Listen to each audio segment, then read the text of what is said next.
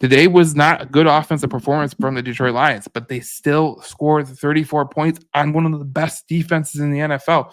When we came into the week, okay, this was one of the statistics that I had out, and it was interesting because, you know, we talked about on the show that when you talk about the Cleveland Browns defense, they're so good. Okay, the Cleveland Browns defense is so good, and I thought it was it was very very interesting because when you looked at the team statistics, yards per play, they were the top team.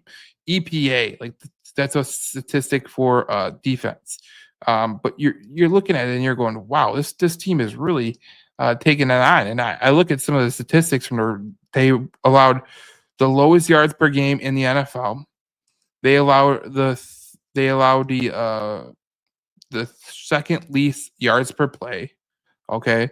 Um, they allowed the lowest rushing yards per game, and now with that what happened today, uh, they're up to 57.3, which they were at like 47 or whatever.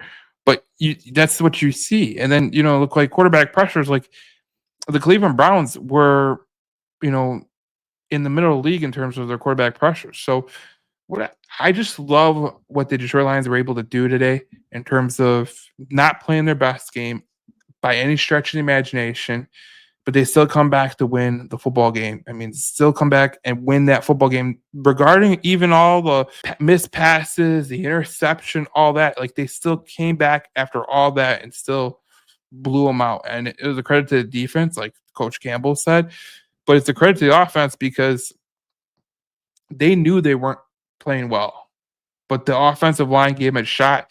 Jared Goff wasn't his usual self. He still found St. Brown. And St. Brown today, I mean, you can't say nothing about St. Brown. 70 yards receiving,